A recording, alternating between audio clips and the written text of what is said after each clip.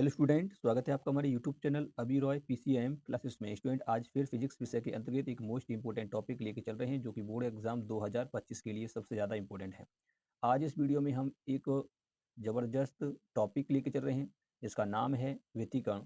व्यतिकरण से संबंधित क्वेश्चन पूछ लिया जाता है कि व्यतिकरण क्या होता है तथा इसका परिणामी तरंग के लिए आयाम व्यंजक ज्ञात कीजिए। इस प्रकार से क्वेश्चन आपका बोर्ड एग्जाम में पूछ लेता है।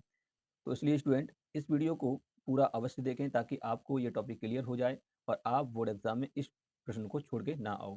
ठीक है नहीं? तो आज इस वीडियो में केवल हम व्यतिकरण के बारे में पढ़ेंगे और इसके परिणामी आयाम के बारे में पढ़ेंगे। किस प्रकार परिणामी तरंग का जो आयाम है वो किस प्रकार से निकाला जाता है, उसका निगमन भी हम यहाँ पे गणितीय फॉर्मूला जो होता है उसका वो निकालेंगे। ठीक है नहीं? तो बने रहिए वीडियो के एंड तक। यदि चैनल पे नए हो तो चैनल सब्सक्राइब कर लें, बेल आइकन को प्रेस करो, ऑल पे क्लिक कर दें ताकि आने वाली वीडियो की नोटिफिकेशन आपको मिल सके। स्टूडेंट, इससे पहले मैंने काफ़ी वीडियो बनाई हैं जो कि बोर्ड एग्जाम 2025 के लिए सबसे ज़्यादा इंपॉर्टेंट हैं। उन वीडियो को जाकर के देख लें, वो इंपॉर्टेंट टॉपिकों की वीडियो मैंने बनाई हैं। ठीक है स्टूडेंट, तो जाकर के एक बार उनको देख लें। तो चलिए सबसे पहले हम स्टार्ट करते हैं व्यतिकरण के बारे में। तो चलिए स्टूडेंट, सबसे पहले हम बात करते हैं कि व्यतिकरण क्या होता है। व्यतिकरण क्या होता है था, यहाँ पर क्वेश्चन इस प्रकार से देगा कि व्यतिकरण क्या होता है तथा परिणामी तरंग के लिए आयाम का व्यंजक ज्ञात कीजिए। तो आपको किस प्रकार से करना होगा, सबसे पहले आपको व्यतिकरण की परिभाषा देनी होगी। व्यतिकरण क्या होता है पूछा है ना, कि व्यतिकरण क्या होता है, तो आपको क्या लिखना होगा, व्यतिकरण की परिभाषा लिखनी होगी। इंटरफेरेंस कहा जाता है इसको इंग्लिश में। ठीक है नहीं? तो व्यतिकरण क्या होता है, व्यतिकरण की मैं अब आपको परिभाषा बताऊं तो व्यतिकरण होता है कि जब दो समान कला यानी जब दो समान कला की तरंगें या समान आवृत्ति की तरंगें जब किसी माध्यम में संचरित होती हैं, तो वह जब वो वहां पर अध्यारोपित होंगी तब वहां पर दो स्थितियां प्रकट हो जाती हैं, दो स्थितियां उत्पन्न होती हैं। तो उन दोनों स्थिति अलग अलग होंगी, या तो प्रकाश की तीव्रता अधिकतम होगी या न्यूनतम होगी। तीव्रता अधिकतम तो होता है आपका संपोषी व्यतिकरण, और यदि तीव्रता न्यूनतम तो होता है विनाशीय व्यतिकरण। ठीक है नहीं? इस संपूर्ण घटना को व्यतिकरण कहा जाता है। मैंने क्या बोला कि जब दो समान कला या आवृत्ति की तरंगें जब किसी माध्यम में संचरित होती हैं, किसी माध्यम में चलती हैं, तो कहीं पर जाकर के जब वो अध्यारोपित होती हैं, मिलती हैं। अध्यारोपण का मतलब होता है मिलना। तो जब वो तरंगें आपस में जाकर कहीं मिलती हैं, तो वहां पर दो स्थितियां प्रकट होती हैं। यहाँ पर प्रकाश की तीव्रता अधिकतम, वहां होता है संपोषी व्यतिकरण, और यहाँ पर प्रकाश की तीव्रता न्यूनतम होती है, वहां होता है विनाशी व्यतिकरण। ठीक है नहीं? तो ये इसकी परिभाषा होती है। चलिए एक बार इसकी परिभाषा को देख लेते हैं। व्यतिकरण की परिभाषा क्या होती है, जब दो या दो से अधिक समान आवृत्ति व कला की तरंगें किसी माध्यम में एक दिशा में संचरित होती हैं। क्या होती हैं, एक माध्यम में संचरित होती हैं। इन तरंगों के अध्यारोपण से, जो ये तरंग संचरित हो रही हैं, इन तरंगों के अध्यारोपण से दो स्थितियां उत्पन्न होती हैं। जहां प्रकाश की तीव्रता अधिकतम तो वहां संपोषी व्यतिकरण, तथा यहाँ प्रकाश की तीव्रता न्यूनतम वहां विनाशी व्यतिकरण होता है। इस संपूर्ण घटना को व्यतिकरण कहा जाता है। क्या कहते हैं, इस संपूर्ण घटना को व्यतिकरण कहते हैं। इसको याद रखना है कि व्यतिकरण क्या होता है। तो इस संपूर्ण घटना को व्यतिकरण कहते हैं, ये उसकी परिभाषा होती है। चलिए यहाँ पर संपोषी और विनाशी का मतलब आपको समझा देता हूँ। तो इसको एक चित्र से क्लियर करेंगे, वहां पर ये डायग्राम आप बना सकते हैं। ठीक है? तो चलिए यहाँ पर मैंने ये वाली तरंग ली है, ये तरंग का ही ग्राफ होता है। इस प्रकार से तरंग चलती है, साइन का ग्राफ बनता है तरंग का। ठीक है नहीं? तो इस प्रकार से है, जिसका आयाम a1 है। ये y1 तरंग है, इसको नाम दिया है y1 तरंग। ठीक है नहीं? और ये इस प्रकार से संचरित हो रही है, आगे की तरफ चल रही है इस प्रकार से। ये पूर्ण तरंग है एक। ऐसे ही नीचे y2 दी है, ये भी एक पूर्ण तरंग है, इसका आयाम a2 है। अलग अलग आयाम की तरंग हैं, और यहाँ पर इनकी कला सेम है। कला और आवृत्ति क्या है, समान हो, मैंने अभी बताया था। समान आवृत्ति व कला की तरंगें, तो समान कला की है, आवृत्ति भी इसकी सेम है। और इनका अगर हम आयाम की बात करेंगे, आयाम अलग अलग है। ठीक है नहीं? तो जब ये जाकर के कहीं अध्यारोपित होती मिलती हैं, तो यहाँ पर प्लस लगाया, इसका मतलब ये मिलती हैं जब जाकर के कहीं पर, तो आपको पता है कि परिणामी तरंग प्राप्त होती है। जिसकी अब देखो प्लस प्लस से जुड़ेगा तो बड़ा मिलेगा। जैसे 5 + 5 करोगे तो 10 मिलेगा ना, कि घट जाएगा नहीं। तो प्लस करोगे, देखो प्लस में प्लस जुड़ेगा तो प्लस होगा, माइनस में माइनस जुड़ेगा तो वो भी प्लस होगा एक तरह से। तो इस प्रकार से इसका आयाम बढ़ जाएगा, और इस प्रकार से बढ़ करके ये तरंग परिणामी तरंग आपको प्राप्त होती है। इसका आयाम a1 + a2 होगा। जुड़ेगा ही ना, तो जुड़ गया यहाँ पर। तो इस कंडीशन में ये होता है संपोषी व्यतिकरण। क्या होता है, संपोषी व्यतिकरण होता है। ये y1 y2 दो तरंग हैं, इनको जब अध्यारोपण किया जाता है किसी माध्यम में, तो वहां पर तीव्रता अधिकतम प्राप्त होती है प्रकाश की। तो अधिकतम प्राप्त होती है, तो उस कंडीशन में परिणामी तरंग इस प्रकार से प्राप्त होती है। इसका आयाम a1 a2 होता है प्लस में। ठीक है नहीं? a1 + a2 ये संपोषी व्यतिकरण का डायग्राम होता है। अब विनाशी का देख लेते हैं। तो चलिए, तो विनाशी व्यतिकरण में क्या होता है स्टूडेंट, कि तरंग वही रहेंगी y1 y2। इसका आयाम देख सकते हैं आप कि a1 है वो प्लस का है, यहाँ पर ये प्लस में है ऊपर वाला। ठीक है नहीं? इसकी कला और अलग अलग है, आप देख सकते हैं इसकी कला अलग है। ये इस प्रकार से आ रहा है, ये इस प्रकार से है। तो यानी कि ये प्लस है, ये माइनस में है। तो इसका आयाम माइनस में है, ये प्लस में है। तो जब ये अध्यारोपित होंगी, तो आप देख सकते हैं ये प्लस और माइनस जब क्या होगा, माइनस होता है, घटेगा। माइनस को करेंगे तो जब जोड़ोगे तो माइनस हो जाएगा ना। तो वहाँ पर जैसे मैं बोला आपको कि 5 में से माइनस कर दो 5, ठीक है ना, तो क्या हो जाएगा 0 बचेगा। तो ऐसे यहाँ पर A1 है, A2 है, तो इसका आयाम अलग है, इसका आयाम अलग है। तो अगर मैं कहूँ इसका आयाम ज़्यादा हो तो इसमें से इसको घटा देंगे, A1 माइनस A2 करना पड़ेगा। तो घट करके निकल के आएगा आयाम ज़्यादा रूपित होंगी तो यहाँ परिणामी तरंग प्राप्त होगी, विनाशीय व्यतिकरण प्राप्त होगा, क्योंकि यहाँ पर तीव्रता जो होगी वो न्यूनतम होगी। तो इस प्रकार से इसका ग्राफ बनेगा, यहाँ पर छोटा सा ग्राफ बनेगा, घट करके इतना ग्राफ बन जाएगा स्टूडेंट। तो ये होता है विनाशी व्यतिकरण। उम्मीद करते हैं यहाँ तक तो आपको समझ में आ चुका होगा। अब हम इसके गणितीय विवेचना की बात करते हैं, गणितीय विश्लेषण की बात करेंगे कि किस प्रकार से हम A1 माइनस A2 निकालेंगे और A1 प्लस A2 निकालेंगे। समपोषी व्यतिकरण के लिए किस प्रकार से हम जो आयाम निकालते हैं वो कैसे होगा, विनाशी के लिए क्या होगा। ठीक है, तो चलते हैं गणितीय विश्लेषण से समझते हैं। अब हम गणितीय विश्लेषण देखते हैं किस प्रकार से परिणामी तरंग का आयाम निकाला जाता है। ठीक है स्टूडेंट, तो यहाँ पर माना है मैंने कि माना दो तरंग y1 और y2 मैंने लिए हैं, उनके समीकरण दिए गए हैं A1 sin omega T, y1 बराबर है A1 sin ओमेगा टी और y2 बराबर है A2 sin omega T plus five. कला में थोड़ा सा अंतर है, इतना आपको ध्यान रखना है। अब क्या करेंगे स्टूडेंट, अध्यारोपण के सिद्धांत से करेंगे। अध्यारोपण का सिद्धांत कहता है कि दोनों तरंगों को मिलाना, जोड़ना, ठीक है नहीं, तो इनका योग जो होता है परिणामी तरंग के बराबर होगा। तो यहाँ पर जब इसको लिखा जाएगा तो कैसे हो जाएगा, ये हो जाएगा y बराबर, रखो इसको रखेंगे तो A1 sin ओमेगा टी, ठीक है नहीं, प्लस यहाँ पर होगा A2 sin omega T plus five, ठीक है नहीं, इस प्रकार से होगा। तो अब देखिए यहाँ पर सूत्र बन रहा है आपका। यहाँ पर अगर देखोगे, पहले एक काम करते हैं कि यहाँ पर आपका जो दिया है ना A2, इसको ऐसे रहने दो और इसका हम यहाँ पर सूत्र खोलेंगे तो A1 sin omega T plus A2 को बाहर रहने दो, अंदर कर लो इसको, sin omega T plus five. इस प्रकार से हम इसको कर सकते हैं, ठीक है। अब इतने में आपको सूत्र खोलना है A plus B, sine A plus B का सूत्र खोलना है। आपको क्या करना है, साइन A प्लस बी का सूत्र आपको यहाँ पर खोलना है। तो साइन A प्लस बी का सूत्र क्या होता है, साइन A प्लस बी का होता है, मैं यहाँ पर लिख देता हूँ सूत्र को, आपको भी ध्यान में रखना है, आपको पर बोर्ड में नहीं लिखना है, ठीक है नहीं, आपको बोर्ड में लिखना है तो साइड से लिख देंगे, ठीक है। तो सूत्र से ऐसे लिख देना, करके लिख दोगे तो कोई बात नहीं। तो साइन A प्लस बी का सूत्र क्या होगा यहाँ पर, साइन A प्लस बी का जो सूत्र होता है स्टूडेंट वो होता है आपका यहाँ पर तुम्हारा sign A cos B plus cos A sine B. त्रिकोणमिति का फॉर्मूला होता है, इस प्रकार से होता है।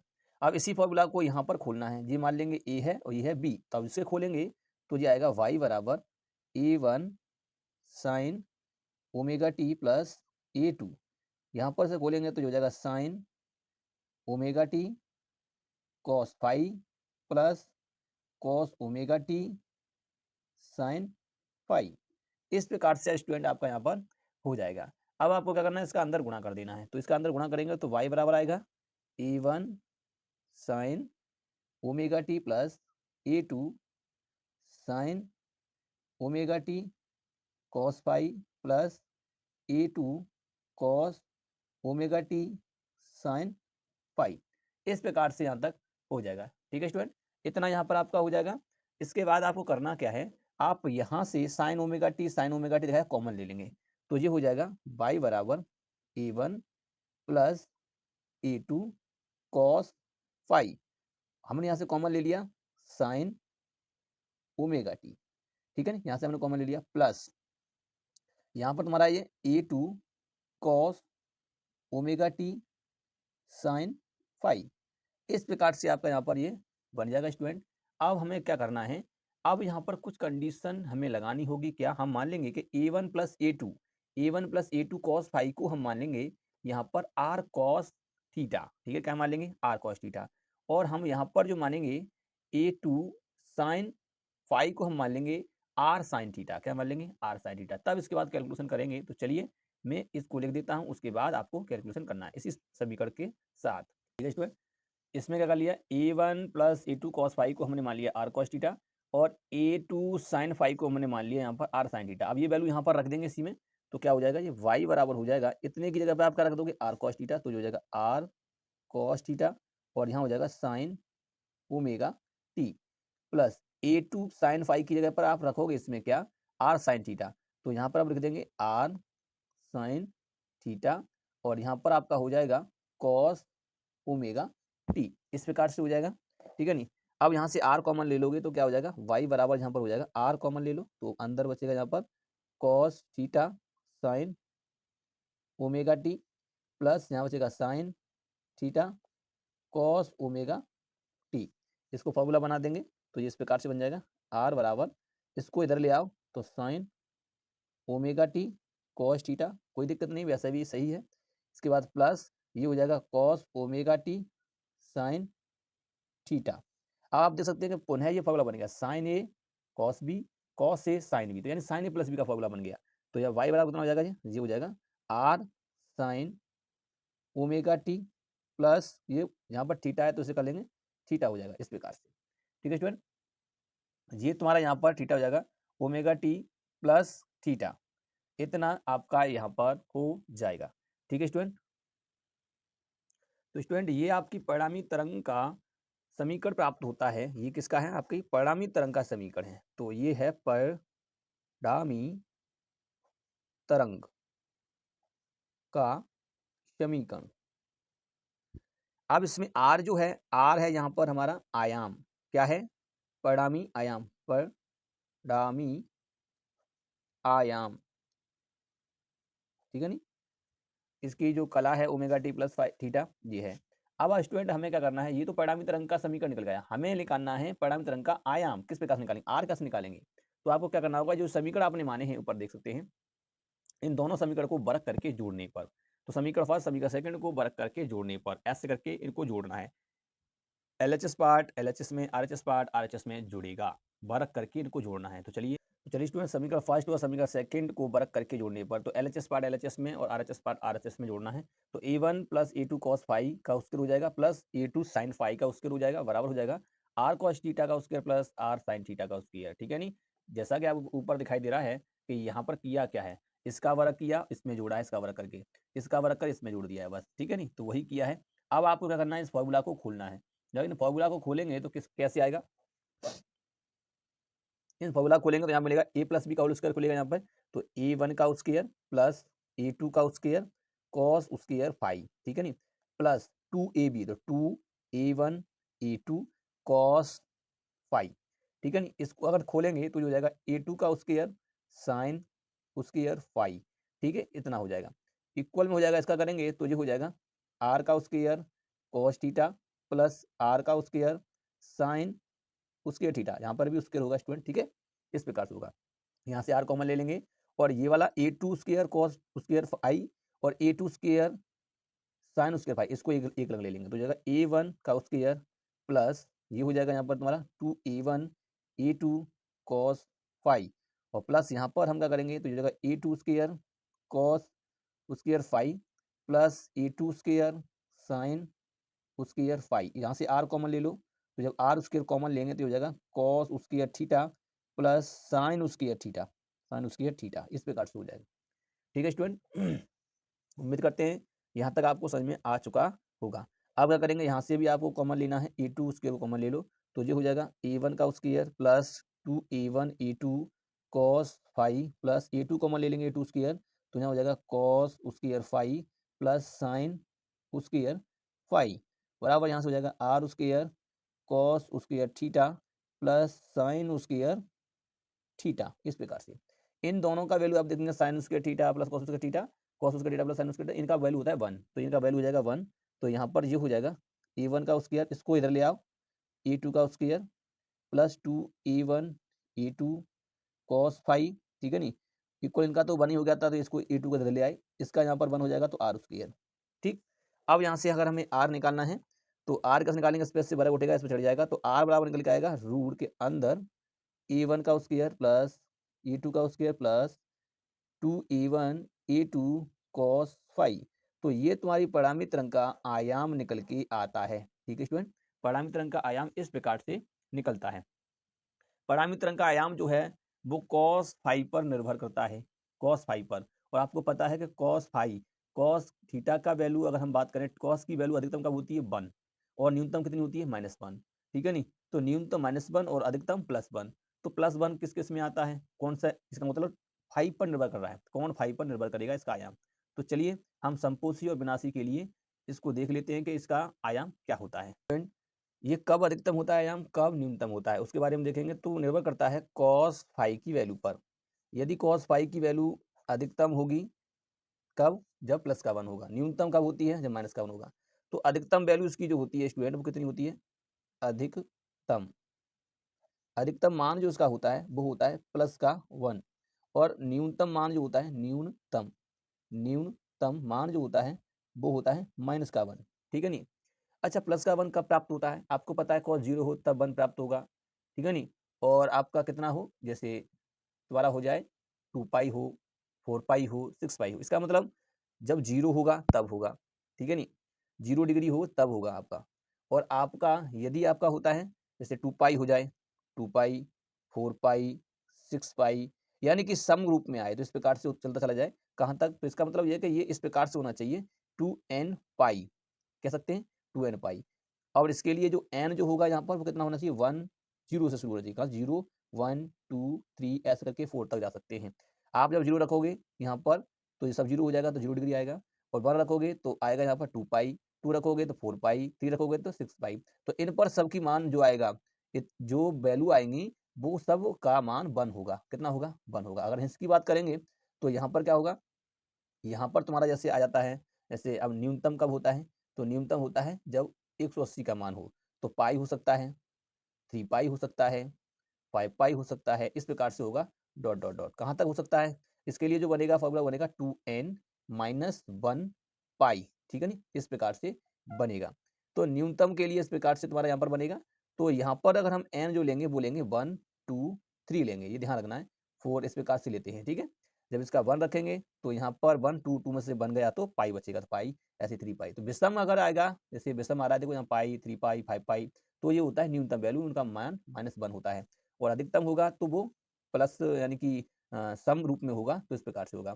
तो आपको इसको याद रखना है, इसको याद रखना है। तो ये आपका कलांतर जो है इतना होना चाहिए। अगर फाई अगर तुम्हारा 2n पाई है तब तुम्हारा होगा इस कंडीशन पर अधिकतम वैल्यू प्राप्त हो रही है ना, तो ये क्या होगा तुम्हारा? ये होगा आपका यहाँ पर समपोषी के लिए। ये किसके लिए होगा?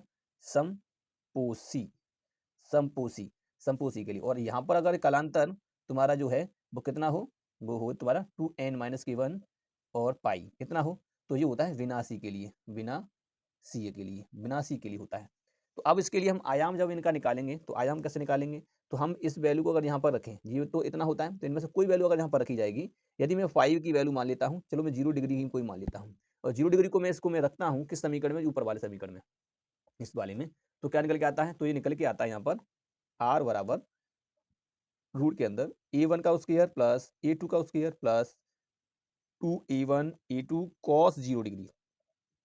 और cos 0 का मान 1 होता है, तुम्हें पता ही है। तो रूट के अंदर क्या हो जाएगा? a1 का स्क्वायर प्लस a2 का स्क्वायर प्लस 2a1 a2। अब ये हो जाएगा स्टूडेंट यहाँ पर क्या? ये यहाँ पर आपका हो जाएगा r बराबर रूट के अंदर ये सूत्र बन रहा है a1 प्लस a2 का होल स्क्वायर। तो a1 प्लस a2 का होल स्क्वायर, उसके से उसके चला जाएगा, तो r बराबर जो निकल के आएगा वो निकलेगा a1 प्लस a2। तो हमने जब पीछे आपको पढ़ाया था कि वहाँ पर तरंगे जब एक समान कला में होती हैं तो प्लस से प्लस जुड़ता है तो आयाम बढ़ जाता है। तो यहाँ पर देखिए वो भी यहाँ पर घटती विवेचना से भी निकल के आ रहा है यहाँ पर। ठीक है नहीं? तो संपोषी व्यतिकरण क्या होता है? तीव्रता अधिकतम होती है तो वहाँ संपोषी व्यतिकरण होता है।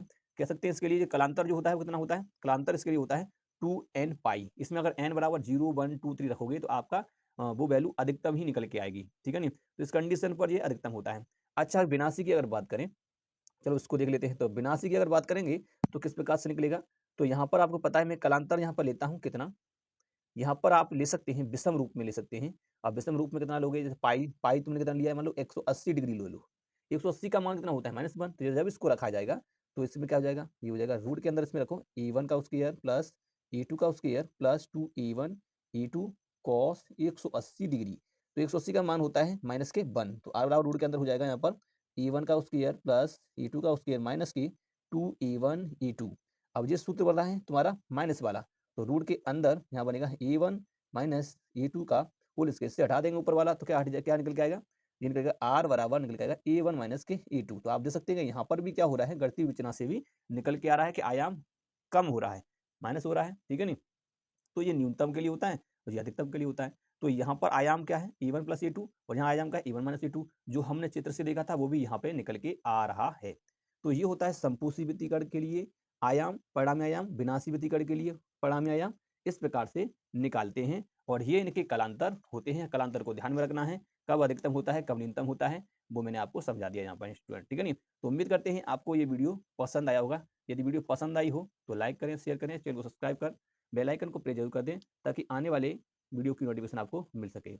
बेल आइकन को प्रेस कर उस पर ऑल पे जाकर के भी कर दिया करो, ताकि आपको वीडियो की नोटिफिकेशन मिलती रहे, ठीक है स्टूडेंट। तो अब हम मिलेंगे नेक्स्ट वीडियो में, तब तक के लिए जय हिंद।